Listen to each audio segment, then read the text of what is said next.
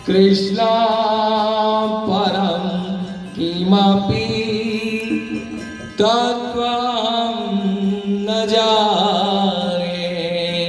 कृष्णा परम किमपि तत्त्वं न जाने। जय जय श्री राधा जय जय नवल किशोर। जय गोपी चित चोर प्रभु। जय गोपी चित चोर प्रभु।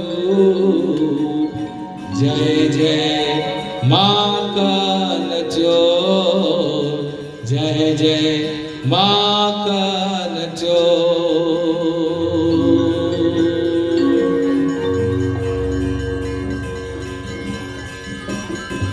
हरे कृष्णा।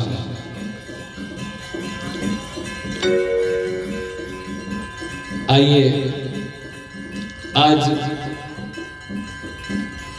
बड़ा ही पवित्र पावन काल चालू है। आप सबको मालूम है कौन सा काल चालू है? किसी को नहीं मालूम है? पुरुषोत्तम मास चालू है।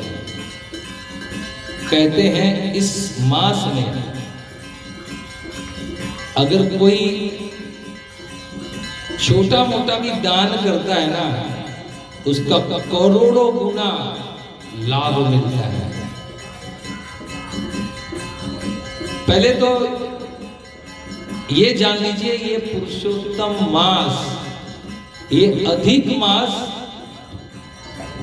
क्यों आया, क्यों प्रकट हुआ, क्या कारण था? इसके दो कारण बताए जाते हैं। ध्यान से सुन लीजिएगा। ये आज या आपको 3 साल के बाद में इस कथा आपको सुनने मिलेगी। ये ऋषि मुनियों भगवान के आदेश से प्रत्येक दिन से कुछ पल बचाकर इसे एक साल में कुछ दिन, दूसरे साल में, तीसरे साल में पूरा महीना एकत्र हुआ, जिसे अधिक कहते हैं। मैंने बहुत बार देखा है ये माताएं जब पानी पूरी खाने जाती है ना, आप लोग भी कभी पानी पूरी खाने गए होंगे। पानी पूरी खाने के बाद है ना, जब तक सूखा पूरी ना दे देना तब तक वो पानी पूरी वाले को परेशान कर देते हैं। सूखा पूरी चाहिए हमारा। वो जो खाए हैं उसमें इंटरेस्ट नहीं है, लेकिन जो मिलने वाला है अधिक, उस पे। मैं आपको मेरी ही बात बताता हूं। जब मैं छोटा था, मेरे यहाँ दूध लेने वाले भैया जी आते थे, तो मैं माता से पूछता था कितना ले लूं, तो कहा 1 लीटर ले ले। तो आधा लीटर का एक डालता, फिर और आधा लीटर का डालता। मेरा उस पे ध्यान नहीं रहता, मेरा ध्यान रहता है लास्ट पे वो कितना अधिक डालता है। अधिक में सबको इंटरेस्ट है। अब जैसे जो कार्यरत है, जो काम पे जाते हैं, अगर मान लो किसी को दीपावली जैसे आता है, तो दीपावली में बोनस मिलता है, बोनस। और पगार को नहीं मांगेगा, हमको हमारा बोनस कितना मिल रहा है वो हमको बताओ। जैसे सेल्समैन लोग रहते हैं, उसको इंसेंटिव में अधिक कहाँ मिल रहा है उस पे ध्यान रहता है। देखो भक्तों, ये साल है ना, भगवान ने डबल करुणा की है। एक तो पुरुषोत्तम मास और इसी वर्ष कार्तिक महीना भी आएगा, तो डबल कृपा है, डबल कृपा, डबल बोनस है ये 2026 में। माता, ये कथा का आयोजन कराने का एक उपदेश क्या है? प्रथम उपदेश प्रचार है, दूसरा उपदेश है अगर कोई ये कथा को 7 दिन सुन लेता है, आप दूसरे दिन में अगर आप कथा सुनते हैं तो उसको एक कथा का लाभ प्राप्त होता है। कितना? एक कथा का। और इसी पुरुषोत्तम मास में यदि आप एक कथा सुनते हैं तो 1 करोड़ कथा सुनने का लाभ मिलता है। बोलिए हरि बोल। सोचिए कितना लाभ है। इसीलिए आप लोग जितनी माताएं बैठी है ना, आज आप लोग को संकल्प करना है। भगवान ने 2 हाथ दिए हैं, कम से कम 2 को लाके यहाँ बैठा सकते हैं। और कल रविवार है, कल बहुत लोग का छुट्टी भी रहेगा, तो सभी लोग को ये कहिए कि आप दूसरे दिन कथा सुनेंगे तो आपको एक कथा का लाभ मिलेगा। अगर यदि आप पुरुषोत्तम मास में कथा सुनेंगे तो 1 करोड़ कथा, भागवत कथा सप्ताह सुनने का आपको लाभ प्राप्त होगा। आइए, ये लाभ क्या होता है? भागवत कथा सुनने का लाभ क्या होता है? भक्तों, मैं साधारण बात नहीं बताऊंगा, मैं आपको भागवत के महत्व में से आपको एक कथा सुनाता हूं। एक बार ब्रह्मलोक में ब्रह्मा जी ने इस कथा की महिमा सुनी, इनका ग्लोरिफिकेशन सुना,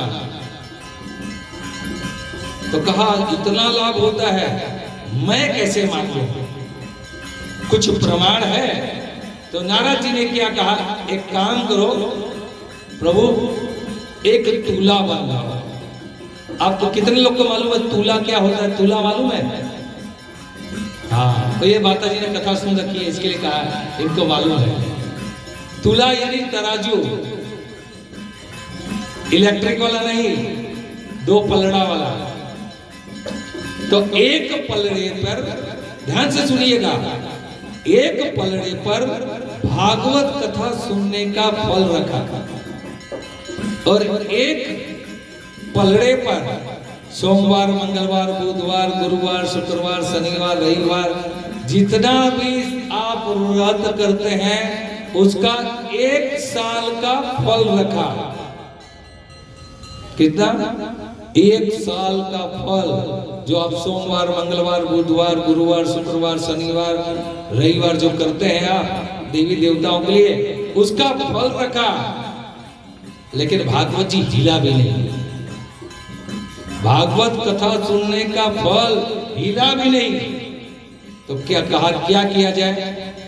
अब श्रावण महीना, नवरात्रि, करवा चौथ, जितने भी दूसरे व्रत हैं उसको रखा गया है। जो आप लोग बहुत लोग जुतिया मनाते हैं, करवा चौथ करते हैं, वो सब का फल, व्रत का फल रखा। फिर भी भागवत कथा सुनने का फल जो था वो भारी था। अब कहा, अरे ब्रह्मा जी तो देखे रही है, ये क्या हो रहा है? उसके बाद दान, सर्वश्रेष्ठ दान क्या होता है? अन्नदान। अन्नदान देने की जो फल प्राप्त होता है वो रखा गया। फिर भी हिला नहीं। गौदान रखा, फिर भी नहीं हिला। फिर विद्यादान रखा फिर भी नहीं हिला, ब्राह्मण को कन्यादान उसमें भी नहीं हिला, कन्यादान फिर भी नहीं हिला। तो बोला प्रभु ये क्या है? तो बता ये है भागवत कथा सुनने का फल। आप देखिए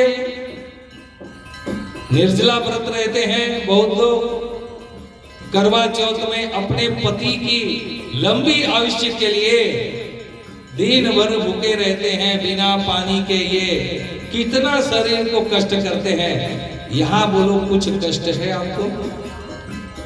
खाली 3 घंटा आपको यहाँ आके कथा सुनना है और घर पे जाके प्रसाद खा के सो जाना है, कोई कष्ट नहीं है। और ये भागवत कथा जो है, सुखदेव गोस्वामी ने कहा ये क्या है? ये निकल कल्पतरु कहते हैं, ये गला हुआ, यानी आम जो होता है ना, आम को अगर आप ऐसे खाएंगे, छिलके खाएंगे तो तकलीफ होता है। अगर आपको आम काट के दिया जाए खाने में फिर भी तकलीफ, लेकिन आम का अगर आपको जूस दिया जाए कोई तकलीफ है? इसी तरह ये पूरा भागवत का निचोड़ रस है, इसीलिए इसका नाम क्या है? प्रेम रस। ये प्रेम रस है, इसको जितना पिएंगे ना उसको आनंद उतना ही आनंद आएगा। तो चलिए आपके लिए हम भागवत कथा का रस का पिटारा खोलते हैं। अब हम आपको रोज भागवत कथा का रसपान कराएंगे हम आपको, लेकिन कथा सुनने का टर्म्स कंडीशन है, ध्यान से सुनिए। पहली बात, आप लोग जब इस कथा स्थल पर आते हैं, ध्यान से सुनिएगा, सभी लोग जितने लोग अभी आज आए हैं ध्यान से सुन लीजिए, क्योंकि यहाँ भागवत भगवान का वांगमय स्वरूप यानी भागवत है। तो इस भागवत जी जितना कथा जो हम आपको सुनाएंगे वही भागवत है, भगवान का साहित्य अवतार है भागवत। तो भगवान यहाँ साक्षात है, जब आए तो पहले झुककर प्रणाम करना चाहिए। अगर यदि आप ऐसा नहीं करते हैं तो क्षमा कीजिएगा, आपको कोई फल नहीं मिलेगा। जिस तरह आप, एक भौतिक बात बताता हूं, किसी नेता के यहाँ किसी के यहाँ जाते हैं तो क्या करते हैं? प्रणाम करते हैं, मंदिर में भी जाते हैं तो प्रणाम करते हैं। लेकिन यहाँ साक्षात भगवान का वांगमय स्वरूप यहाँ उपस्थित है। यदि हम उनको प्रणाम नहीं करेंगे तो उनका अपमान किया जाता है। तो भगवान वो स्वीकारते नहीं है। तो जब आप आए तो प्रणाम करके आना चाहिए, जब आप उठे तो आप प्रणाम करके भगवान से आज्ञा लेकर उठना चाहिए। और एक आपको बात बता दूं, कथा से प्रारंभ में बहुत लोग बहुत कथा सुनते हैं, पूरा जीवन भर कथा सुनते हैं, फिर भी बोलते हैं हम इतनी कथा सुने हैं, हमको लाभ प्राप्त नहीं हुआ है। लेकिन कैसे? जब ओम नमो भगवते वासुदेवाय नमः व्यासपीठ से कहा था ओम नमो भगवते वासुदेवाय, तो आपको भी कहना है, क्योंकि भगवान आपके हृदय में आकर बैठेंगे और कथा सुनेंगे। आपको प्रूफ देखना है, देखिए दिख रहा है द्वारकाधीश, बोल द्वारकाधीश भगवान की जय हो। यहाँ हृदय में बैठा कर लाता हूँ भगवान को कि आइए कथा सुनिए। अगर आप भगवान को बुलाएंगे नहीं तो भगवान आएंगे नहीं, और जब भगवान आएंगे नहीं तो फल कहां से मिलेगा। ये किस तरह होता है? जिस तरह आप ऑफिस में जाते हैं, बहुत जगह हाजिरी लगाना होता है। आप ऑफिस में तो गए लेकिन हाजिरी नहीं लगाए तो जब माह के अंत में आपको पगार मिलेगा, क्योंकि पगार तो हेड ऑफिस से आता है। तो आपको कैसे पगार मिलेगा? नहीं मिलेगा। उसी तरह आपको फल नहीं मिलेगा। जब आप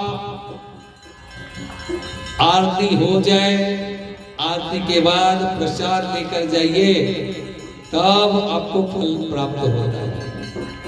अब बोलेंगे प्रमाण क्या है? सभी लोग ने सत्यनारायण की कथा सुन रखी है। कितने लोग ने सुनी है? हाथ खड़ा कीजिए। सभी लोग ने सुनी है। कलावती की कथा सुनी है, जब उनके पति बहुत वर्षों के बाद समुद्र तट पर आए तो कलावती भगवान की कथा अधूरा छोड़कर चली गई, ना प्रसाद ग्रहण किया। तो भगवान ने क्या किया? बोलिए बोलिए, क्या किया? उनकी नाव ही ये कर दी। तो अब सोचिए, आप बिना कथा सुने और प्रसाद लिए यहां से अगर आप चली गई तो फल प्राप्त होगा? बोलेंगे हमको बहुत काम है, ये है। अब मैं आपको बताता हूं। राजा परीक्षित, कल पिक्चर आएगा पीछे। राजा परीक्षित राजा थे, राजा चक्रवर्ती सम्राट। अगर आज के इसमें कहे तो मोदी जी, जब 7 दिन मोदी जी अगर पूरा भारत का काम छोड़कर एक जगह बैठकर कथा सुन सकते हैं तो उतना तो काम आपको नहीं होगा है? अरे हम अपना घर नहीं चला पाते हैं तो पूरा भारत क्या खाक चलाएंगे हम? तो इतना फल प्राप्त होता है। राजा परीक्षित जब 7 दिन कथा अपना राजपाट छोड़कर, राजा परीक्षित ही नहीं और जितने भी राजा थे जो गुरु थे, अपने शिष्य के साथ तपस्या छोड़कर कथा सुनने के लिए बैठे थे।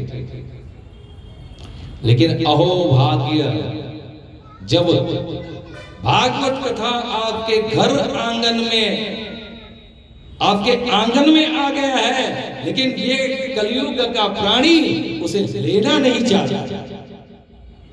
भव रोग की दवा मिल रही है, लेकिन ये है ना, हम सस्ते में, हम फ्री में दे रहे हैं। और फ्री का देने का, अगर हम फ्री में देते हैं तो उसका कोई इज्जत नहीं करता है। देखिए इसका प्रमाण है यहाँ पे। हमने आज कलश यात्रा निकाला, कितने लोग ने देखा होगा, और बहुत लोग को तो आमंत्रण दिया गया है कि आइए आइए आइए, बुलाया गया है। फिर भी देखिए उसका क्या है? उसका प्रारब्ध नहीं है कथा सुनने का। ये भागवत की कथा हर किसी के लिए नहीं है। आप लोग किसी जन्म में बहुत बहुत पुण्य किए होंगे, तब आपको ये भागवत कथा सुनने का फल प्राप्त हुआ है। राजा परीक्षित को जब श्राप मिला, वो कथा सुनने के लिए जा ही रहे थे, वहां अमरण उपवास लेकर बैठ गए। अमरण उपवास मालूम है? हिंदी शब्द है। आप लोग तो हिंदी भाषी, आप लोग को तो आना चाहिए। जब तक मरेंगे नहीं तब तक हम उपवास करेंगे, ना खाएंगे ना पिएंगे। देखिए इसे कहते उत्कंठा, इसे कहते हैं तलब, इतनी तलब लगी थी, इतनी तलब थी कथा सुनने की, इतनी अभिलाषा थी, इतनी जिज्ञासा थी कथा सुनने की। और जब ये जिज्ञासा हुई, भगवान सहाय हुए, भगवान ने सहाय किया। और किसको भेजा? किसको भेजा? श्री सुखदेव गोस्वामी को। बोलो सुखदेव गोस्वामी की जय हो।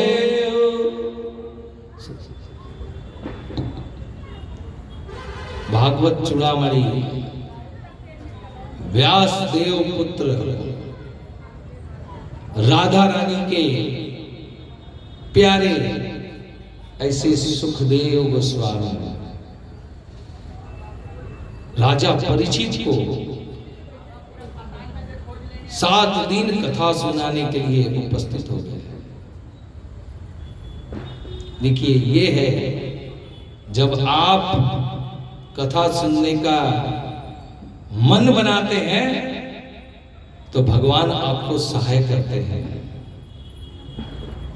और जब सहाय किए हैं आपको, यहाँ पर इतना बड़ा पंडाल बना दिया गया है, इतना सुंदर आसन बिछाया गया है, इतनी सुविधा दी गई है, कल से शायद पंखा भी आ जाएगा, तो आपको कथा ही सुनना है। आइए हम ज्यादा विलंब ना करते हुए हम सीधा कथा की ओर अग्रसर होते हैं। आज विलंब हो गया है, आज कथा भी विलंब से प्रारंभ हुई। कथा विलंब से प्रारंभ क्यों हुई? क्योंकि आप लोग उपस्थित नहीं थे। आप उपस्थित नहीं थे तो कथा कैसे प्रारंभ होगी?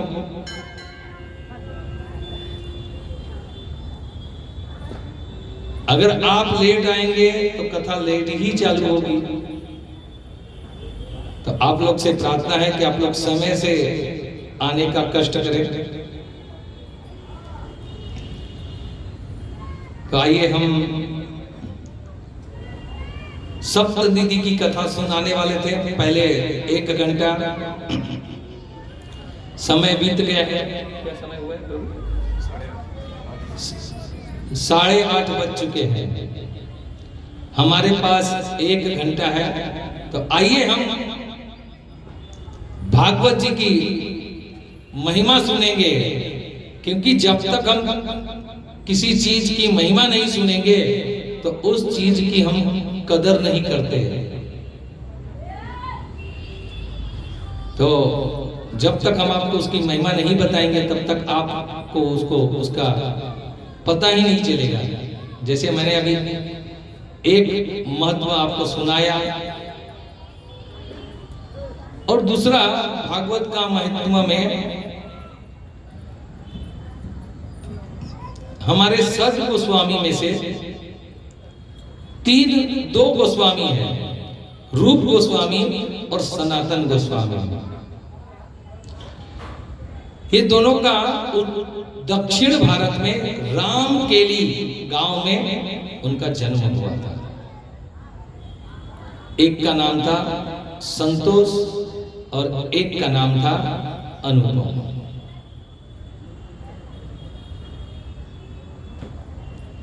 और एक उनके भाई थे। तो ये दोनों इतने ज्ञानी थे कि एक बार जब यहां मुगलों का शासन चालू था, वो मुगल यहां पर हमारे भारत में राज्य कर रहे थे, बंगाल प्रदेश में।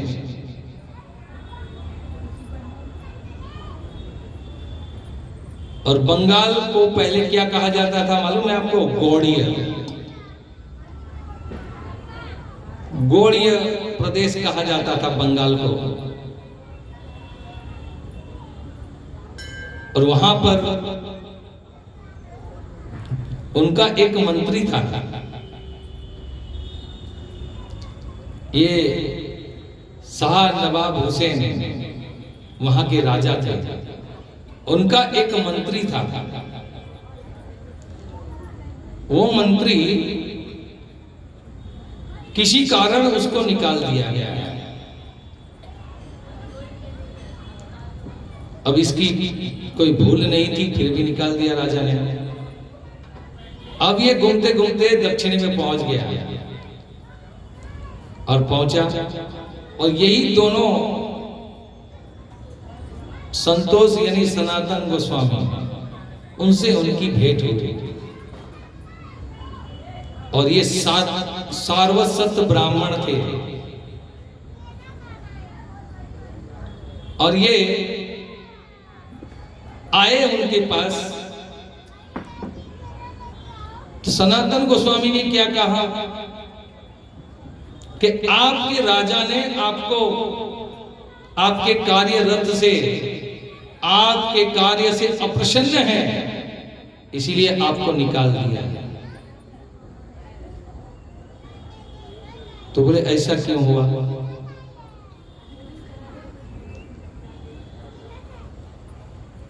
तो वो उन्होंने कहा मुझे मालूम है क्यों निकाला है। खाली जाके जो आपने विग्रह बनाया है और राजा ने देखा, और राजा अप्रसन्न इसीलिए हुआ क्योंकि आपने उसका मेंटेनेंस नहीं किया है। तो जाइए आप अच्छी तरह से उसकी साफ सफाई कर दीजिए और मेंटेनेंस कर दीजिए, राजा प्रसन्न हो जाएगा और फिर से आपको कार्यरत कर देगा। तो वैसे ही किया उन्होंने,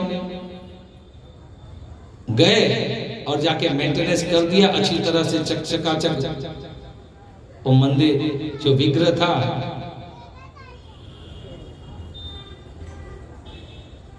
एक बड़ा स्तंभ बनाया था,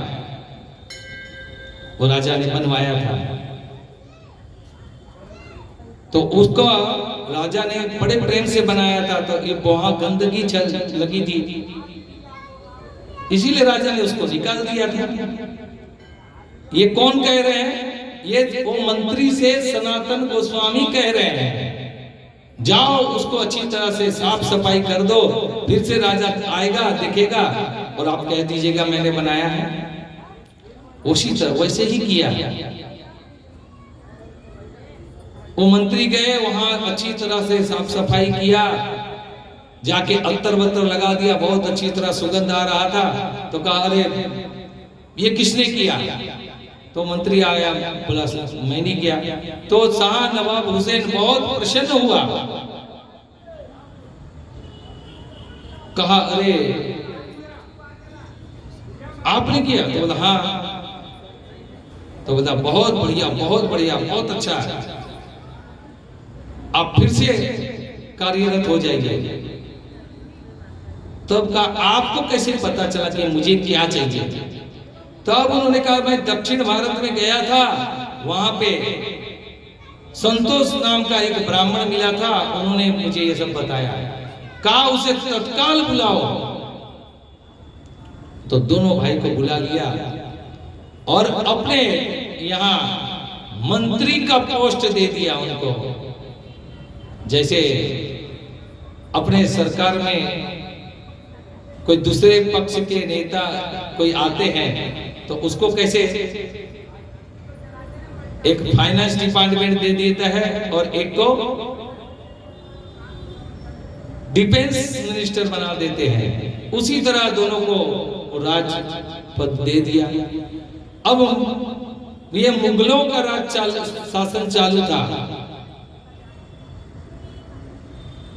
अब उनके यहाँ गए तो अब ये दोनों का नाम चेंज हो गया।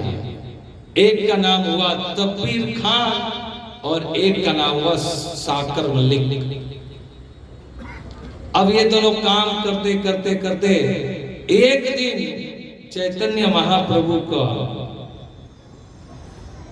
तब्बीर खान से मुलाकात हो जाती है। तो चैतन्य महाप्रभु कहे पूछे क्या करते हो आप? तो कहा हम राजा की नौकरी करते हैं। तो बताए आप बंधन में पड़े हो। तो कहा ये तो बहुत बड़े ज्ञानी लग रहे हैं। हाँ तुम बंधन में हो और वो भी किसी की गुलामी कर रहे हो। तो कहता राजा है। तो बोला वो कहां का राजा है, किसका राजा है? वो तुम्हारे शरीर का राजा है, तुम्हारे आत्मा का राजा नहीं है। और तुम शरीर नहीं, तुम आत्मा हो और तुम्हें यहां भजन करने के लिए भेजा गया है। तुम्हें यहां किसी की नौकरी चाकरी करने के लिए नहीं भेजा गया है। तो कहा ये तो बड़े संत लग रहे हैं। अब राजा के पास गए, कहे अब मुझे बीमारी है, मैं कार्य में नहीं आ सकता हूं। ये कहे कि राजा के पास से तब्बीर खान यानी रूप गोस्वामी चैतन्य महाप्रभु के शरण में आ गए और चैतन्य महाप्रभु ने उसे अपनाया और अपना के उसे दीक्षा दे दिया। दीक्षा देके उनका नामकरण कर दिया। नामकरण क्या हुआ? श्री रूप गोस्वामी। रूप गोस्वामी महाराज की जय। रूप गोस्वामी, ये आपको मालूम है रूप गोस्वामी कौन है? हमारे वृंदावन के 60 गोस्वामी में से एक गोस्वामी है जिन्होंने वृंदावन को प्रकट किया है। रूप गोस्वामी ने प्रकट कियो जहां, रूप गोस्वामी ने प्रकट कियो वहां, राम रूप घनश्याम। वृंदावन प्यारो वृंदावन है, वृंदावन प्यारो वृंदावन। श्यामा हृदय कमल सो प्रगट्यो, श्यामा हृदय कमल सो प्रगट्यो, श्याम मिलन को भाई वृंदावन प्यारो वृंदावन। ये रूप गोस्वामी को गोविंद देव, आपको मालूम है गोविंद देव कहां है? वृंदावन में। अच्छा बताइए इसमें से कितने लोग वृंदावन गए हैं? बस जब आप मैं आपको बताता हूं वहां वो लोग क्यों नहीं पहुंच पाते हैं, क्योंकि गोविंद देव में बंदरों का वहां पर बहुत बड़ा साम्राज्य है। वहां लूट लेते हैं बंदर। आपके हाथ में थैली हो, पैसा हो, सब लूट लेंगे। अगर आप प्रेम से देंगे तो खा लेंगे, नहीं तो लूट लेंगे। बंदर आपसे, यहां तक कि हम लोग जप करने वाली झोली होती है ना, वो भी लूट लेते हैं। कुछ नहीं तो आपके कपड़े तक फाड़ देंगे वहां पे। और एक नहीं, पूरे झुंड में आते हैं बंदर। और ये गोविंद देव कहां है आपको मालूम है? ये आप जब क्या कहते हैं, दक्षिण भारत का मंदिर है जिसे गोल्डन टेम्पल कहते हैं, अपना स्वर्ण स्तंभ भी उसे कहते हैं। ये अपना निधिवन के पीछे है, निधिवन के पीछे और बाके बिहारी के सामने वाली गली में, उसके सामने ही है गोविंद देव मंदिर। और ये रूप गोस्वामी को मिले थे और रूप गोस्वामी इनकी सेवा करते थे। तो रूप गोस्वामी ने गोविंद देव को प्रकट किया। और जब चैतन्य महाप्रभु मिले उसे तो कहा आप जाइए वृंदावन, क्योंकि वो जब चैतन्य महाप्रभु आए थे तब वृंदावन अप्रकट्य हो चुका था। भगवान लीला करने के बाद ये पूरा वृंदावन अप्रकट्य हो चुका था। आज जो यहाँ वहां के ब्रजवासी कहते हैं ना, हमारो है, किसी का नहीं है, सठ गोस्वामी का ये वृंदावन है। आप है ना, मेरे वृंदावन मेरो वृंदावन, वो भजन सुनिएगा। सठ गोस्वामी की पूरी व्याख्या है उसमें।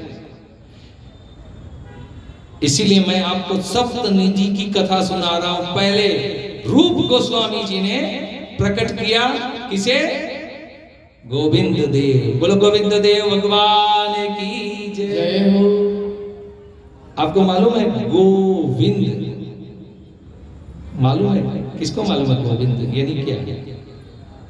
गोविंद मेरो है, गोपाल मेरो है।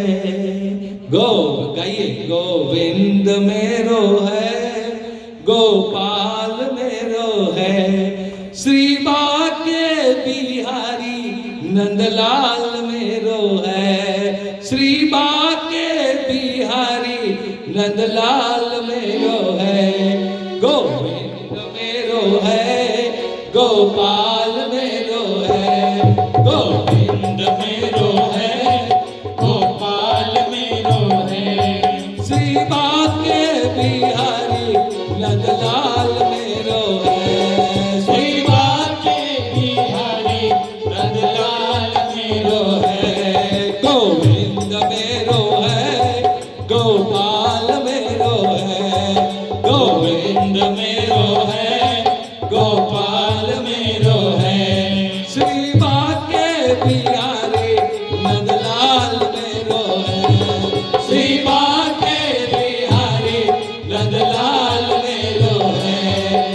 आना मदन गोपाल हमारे हरि कीर्तन में। आवा मदन गोपाल हमारे हरि कीर्तन में। कीर्तन में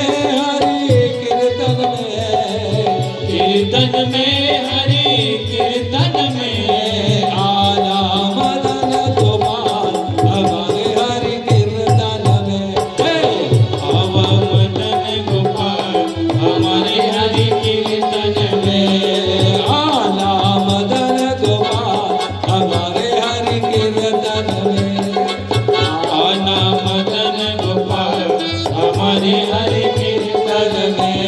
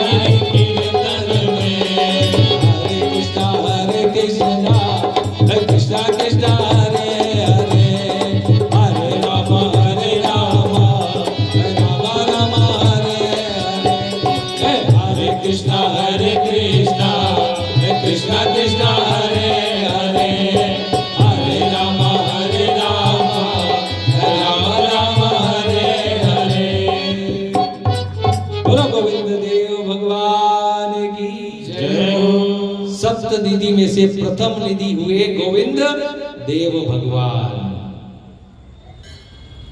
आज प्रथम दिन आपको प्रथम अवतार गोविंद देव का सुनाया। कल देखिए, जितने जल्दी आएंगे कायदा में रहेंगे तो फायदा में रहेंगे। 6:30 बजे जो कल यहाँ पे उपस्थित हो जाएगा, कल तो रविवार है, कल तो 6 बजे ही आ जाना चाहिए। कल मैं 6 बजे आ जाऊंगा और 6 बजे दूसरा निधि दूसरे भगवान कौन से प्रकट हुए वृंदावन में, उसकी मैं कल कथा सुनाऊंगा आपको। तो दूसरे नदी की कथा सुनने के लिए आपको 6 बजे यहाँ उपस्थित हो जाना है। बोलिए ना, राधे राधे। राधे राधे। आप लोग बोल ही नहीं रहे हैं। हमारे जितेंद्र प्रभु बैठे हैं और बहुत सुंदर कहते हैं, वृंदावन में कोई भी जाता है ना, क्या है, पैसा चाहिए, पहले बोलो राधे राधे। राधे राधे। हमारे मित्र हैं, कथा प्रेमी हैं, हमारे साथ 2-3 बार वृंदावन आए हैं, बहुत हमसे प्रेम मांगते हैं। जितेंद्र प्रभु का स्वागत है। आइए हम भागवत कैसे प्रकट हुआ उसकी कथा सुनाएंगे। हम सब चलते हैं कहां? अमरनाथ की गुफा में। अमरनाथ की गुफा में क्या हुआ था? तो आइए, वहां शिव जी बैठे हैं और शिव जी को प्रणाम करते हैं। शिव जी का प्रणाम मंत्र मालूम है आप सबको? बोलिए मेरे पीछे, कर्पूर गौरम करुणावतारम संसार सारम भुजगेंद्र हारम सदा वसंतम हृदयारविंदे भवन भवानी सहितं नमामि। बोलो ओम नमः शिवाय, ओम नमः शिवाय, हर हर बोले नमः शिवाय। बोलो नमः शिवाय, ओम नमः शिवाय, हर हर। बोलिए जोर से, नमः शिवाय, नमः शिवाय, ओम नमः शिवाय, हर हर बोले नमः शिवाय। नमः शिवाय, ओम नमः शिवाय, हर हर भोले नमः शिवाय। गंगाधराय शिव